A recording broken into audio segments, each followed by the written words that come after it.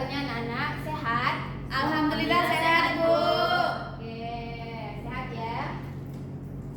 Sebelum itu Ibu mau tanya siapa yang datangnya lebih awal tadi di kelas? Saya, Bu. Oke, Febrina silakan pimpin doa teman-temannya ya. Baik, Bu. Oke, semuanya berdoa mulai. Berdoa selesai. Oke, terima kasih Febrina. Sebelum memulai pembelajaran, Ibu akan mengambil absensi terlebih dahulu. Nanti bagi namanya yang terpanggil, bisa raise hand ya.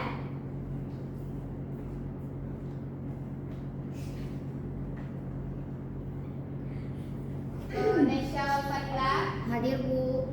Febrina Welianis, Hadir, Bu. Syakira Azahra, Hadir, Bu. Fitriani, Hadir, Bu. Firlana. Hadir, Bu. Oke, baik. Sebentar ya, anak-anak. Oke, sebelum memulai pembelajaran, Ibu mau tanya, apakah masih ada yang ingat materi pembahasan kita minggu lalu? Tahu, Bu. Oke, silakan Syakira. Izin menjawab, Bu. Materi kita minggu lalu yaitu tentang inflasi, Bu. Oke, bagus sekali ya.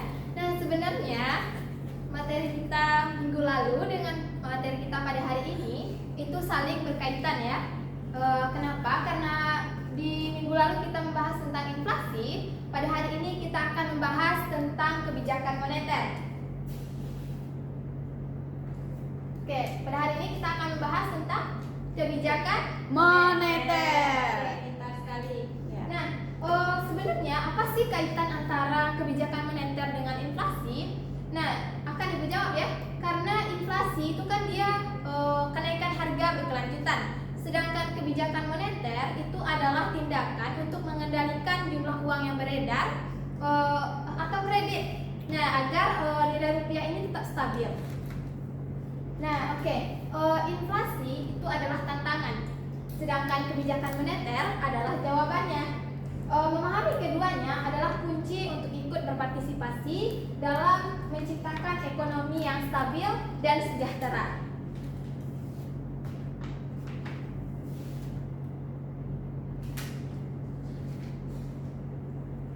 Oke, sebelumnya Ibu akan menjelaskan ini teknik pembelajaran kita pada hari ini. Nanti Ibu akan membagi anak-anak ke dalam beberapa kelompok. Nah, masing-masing kelompok itu isinya ada 5 anggota. Paham? Paham, Bu. Oke. Nah, materi yang akan kita bahas pada hari ini itu yang pertama adalah konsep kebijakan moneter, tujuan kebijakan moneter, instrumen kebijakan moneter, dan jenis-jenis kebijakan moneter.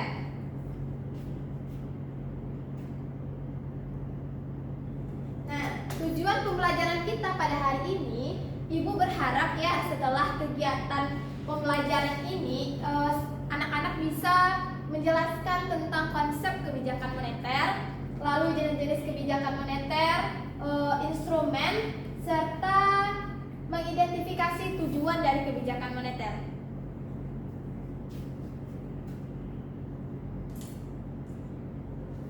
Nah, pertanyaan pertama itu kita seringkali menemukan harga atau melihat harga dan kebutuhan barang-barang pokok seperti beras dan minyak itu mengalami kenaikan atau penurunan. Nah, kira-kira menurut anak-anak Ibu, kenapa bisa harga atau barang yang sering kita temui di toko itu bisa naik atau turun? Oke, Fitriani. Karena kenaikan biaya produksi akibat lonjakan harga bahan baku, Bu. Oke, pintar. Makasih ya Fitriani, bagus sekali jawabannya. Nah, harga barang di toko itu bisa naik atau turun karena adanya aktivitas ekonomi. Nah, atau aktivitas permintaan dan penawaran. Nah, selain itu seperti yang dibilang oleh Fitriani tadi, adanya perubahan dari biaya produksi bahan baku. Nah, selain itu ada juga kebijakan pemerintah tentang pajak. Nah, perubahan-perubahan harga inilah yang menjadi atau memiliki kaitan erat dengan tujuan utama bank sentral, yaitu mencapai dan memelihara kestabilan nilai rupiah. Nah, dari pertanyaan pertama timbullah pertanyaan yang kedua. Nah, pertanyaan kedua, ini kenapa anak-anak Ibu percaya bahwa uang rupiah itu berharga dan bisa digunakan untuk membeli barang? Siapa yang bisa menjawab? Syakira, Bu. Oke, silakan Syakira. Jadi saya kira mau menjawab pertanyaan nomor 2, kenapa kita percaya uang rupiah itu berharga dan bisa digunakan untuk membeli barang? Ya. Nilai rupiah berasal dari keyakinan bersama bahwa ia berfungsi sebagai alat pembayaran yang sah dan diterima oleh semua orang. Lalu pemerintahan dan Bank Indonesia memperkuat keyakinan ini dengan menetapkan sebagai mata uang resmi. Oke, bagus. Terima kasih, Bu. Oke, terima kasih Syakira. Bagus sekali jawabannya ya. Nah, kita percaya ya bahwasannya uang rupiah itu memang berharga karena kita sebagai orang Indonesia setuju untuk menggunakannya ketika bertransaksi atau membeli barang. Nah, selain itu, pemerintah juga bilang bahwasannya nilai rupiah bahwasannya rupiah ini adalah uang resmi. Nah, Bank Indonesia atau bank sentral kita nih punya tujuan penting atau punya tugas penting, yaitu untuk membuat harga barang yang naik itu tidak terlalu cepat. Kenapa? Agar nilai rupiah kita terhadap uang di negara lain itu turunnya tidak terlalu jauh. Nah, kalau seandainya Bank Indonesia pintar mengelola ini semua, kita jadi yakin nih bahwasannya memang rupiah ini berharga.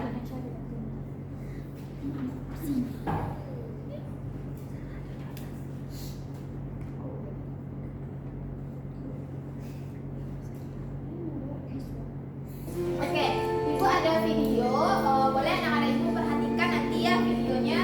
Nanti akan ada pertanyaan yang akan Ibu tanyakan kepada anak-anak. Dari kebutuhan dasar seperti makanan, pakaian, rumah, sampai dengan hiburan seperti nonton bioskop atau pergi berlibur. Untuk bisa memenuhi berbagai kebutuhan tersebut, kita memerlukan uang. Tentunya kita menginginkan supaya uang yang digunakan nilainya bisa stabil. Coba bayangkan apabila uang yang kita gunakan nilainya berubah-ubah atau bergejolak. Contoh ekstrimnya, hari ini untuk berbelanja kebutuhan bulanan, kita harus mengeluarkan uang Rp500.000. Tiba-tiba bulan depan ketika kita belanja bulanan lagi dengan jumlah barang yang sama, harganya naik jadi 2 kali lipat. Dengan uang yang ada saat ini, kita hanya mendapatkan setengah dari kebutuhan bulanan kita. Artinya, nilai uang kita telah berkurang separuhnya. Kenaikan harga yang berlebihan dan terjadi dalam waktu singkat seperti ini akan membuat kehidupan masyarakat menjadi semakin sulit. Fenomena kenaikan harga berbagai barang dan jasa secara terus-menerus disebut inflasi. Perekonomian pada dasarnya membutuhkan inflasi dalam tingkat tertentu dan wajar untuk dapat tumbuh. Namun, inflasi yang terjadi secara berlebihan akan sangat merugikan kehidupan kita sehari-hari. Jadi memang terbukti sangat penting kan untuk menjaga stabilitas harga atau nilai rupiah kita. Lalu, siapa yang bertugas menjaga dan memelihara kestabilan harga di Indonesia? Nah, ini adalah tugas dari Bank Indonesia sebagai bank sentral. Bank Indonesia bertugas untuk melaksanakan kebijakan moneter yang salah satu bentuknya adalah menjaga kestabilan harga. Dengan kata lain, BI berusaha menjaga tingkat inflasi berada dalam target yang ditetapkan oleh pemerintah setelah berkoordinasi dengan BI. Untuk tahun 2015, 2016, dan 2017, target inflasi masing-masing ditetapkan sebesar 4 plus minus 1%, sedangkan tahun 2018 sebesar 3,5 plus minus 1%. Nah, bagaimana cara BI untuk mencapai target inflasi tersebut? BI memiliki beberapa instrumen kebijakan moneter yang dapat digunakan. Tapi yang paling penting dan sering digunakan adalah suku bunga kebijakan BI atau perang akibat kebijakan atau jalur perekonomian demi kesejahteraan kita semua.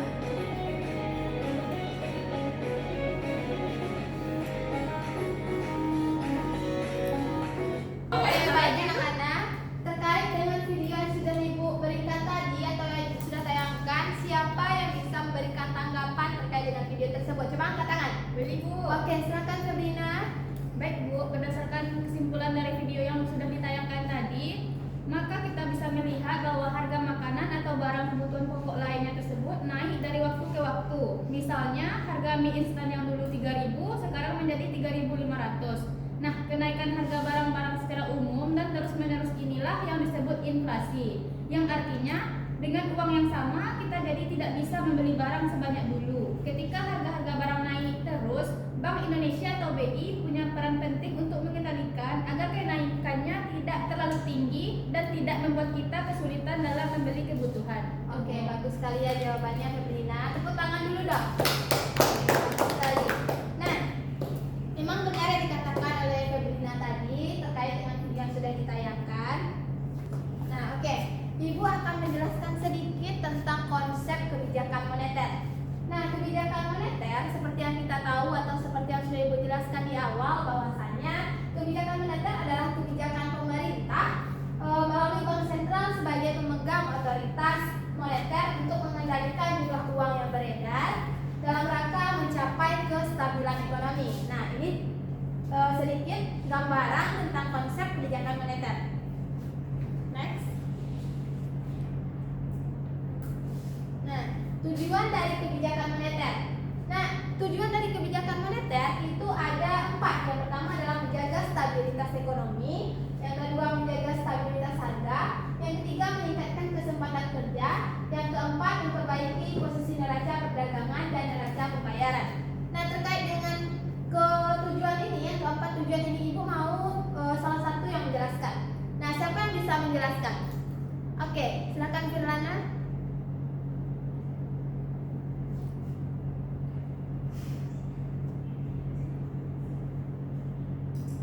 Oke, bagus sekali ya, tepat sekali jawabannya. Terima kasih Firlana. Nah, selanjutnya. Nah,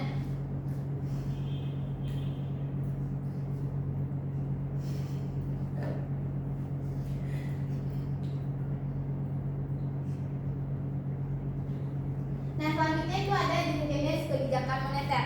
Nah, jenis-jenis kebijakan moneter ini ada 2. Nah, yang pertama itu ada tight money policy and then easy money policy.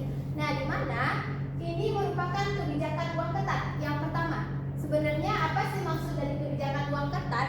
Uang ketat ini adalah kebijakan yang dilakukan dengan menaikkan suku bunga, lalu menjual surat-surat berharga, dan menaikkan cadangan kas, dan membatasi atau memperketat pemberian kredit. Nah, ini maksud dari kebijakan uang ketat. Lalu ada yang kedua, kebijakan uang longgar. Berbeda dengan yang pertama, kebijakan uang longgar ini dilakukan dengan menurunkan tingkat suku bunga. Nah, membeli surat-surat berharga, lalu penurunan cadangan kas, dan yang terakhir itu ada mempermudah pemberian kredit. Next. Nah, yang terakhir itu ada instrumen kebijakan moneter. Nah, di dalam instrumen kebijakan moneter itu terdiri atas 5. Nah, yang pertama ada operasi pasar terbuka, yang kedua politik diskonto, yang ketiga giro wajib minimum, yang keempat kebijakan kredit selektif, dan yang kelima kebijakan dorongan moral. Ibu akan menjelaskan masing-masing dari instrumen ini.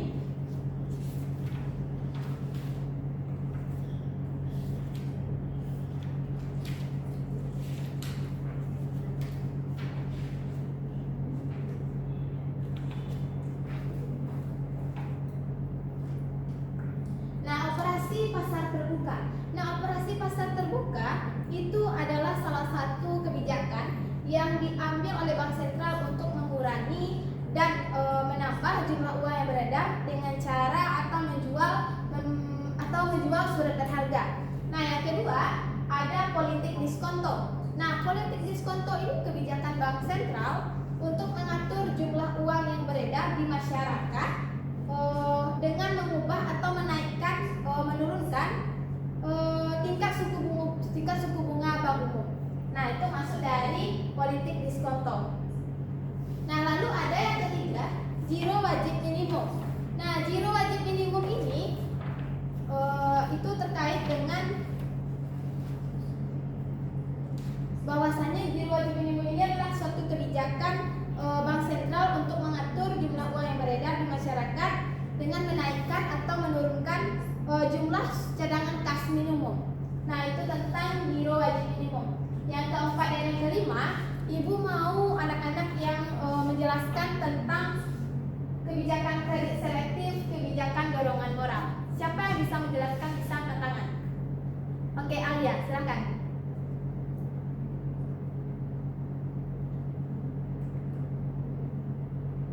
Oke, tepat sekali. Nah, terima kasih Alia atas jawabannya.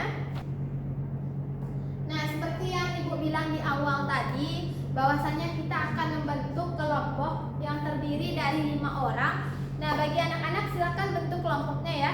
Terserah mau anggotanya dengan siapa, bagi saja. Nanti Ibu akan membagikan LKPD. Nah, yang seperti ini. Nanti masing-masing anggota itu akan ada perwakilan untuk maju ke depan. Paham? Oke, baik.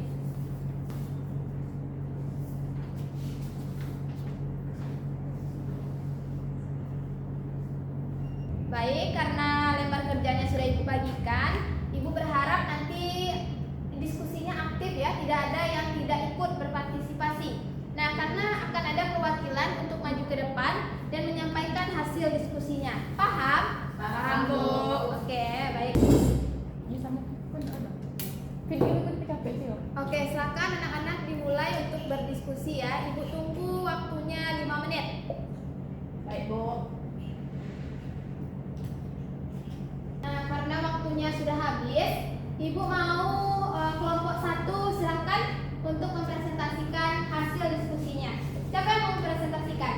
Oke, Syakira, silakan di depan Syakira. Baiklah, saya Syakira Azhara, perwakilan dari kelompok 1 akan mempresentasikan hasil kerja kelompok kami. Itu bagaimana kebijakan moneter yang dilakukan pemerintah melalui giro wajib minimum untuk mengatasi inflasi. Giro wajib, ketika naik giro wajib, maka jumlah uang beredar akan turun dan inflasi turun. Jika giro wajib minimum naik turun, maka jumlah uang beredar akan naik dan inflasi naik. Mungkin akan sekian dari presentasi dari kelompok kami. Saya akhiri. Assalamualaikum warahmatullahi wabarakatuh. Oke, baik sekali.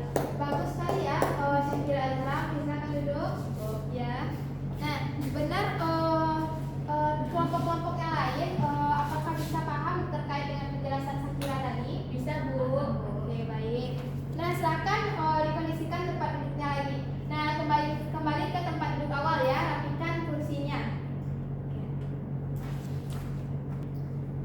Ibu akan menyimpulkan sedikit terkait dengan materi kita pada hari ini, bahwasannya kebijakan moneter adalah tindakan yang diambil oleh Bank Sentral untuk mengendalikan jumlah uang yang beredar dengan tingkat suku bunga dan dalam perekonomian juga ikut dikendalikan. Nah, Ibu mau mengadakan kuis sebelum kita pulang, ini sebagai refleksi saja.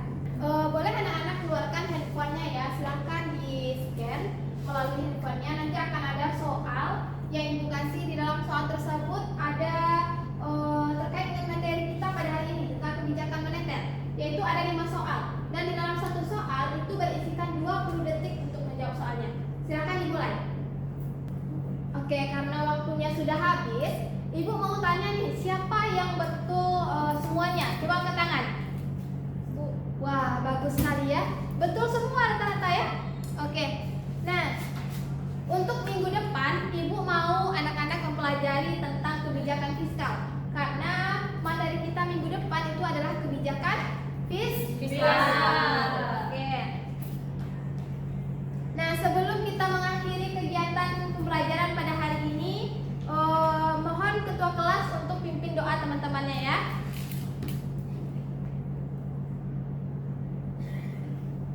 Baik semuanya, berdoa mulai.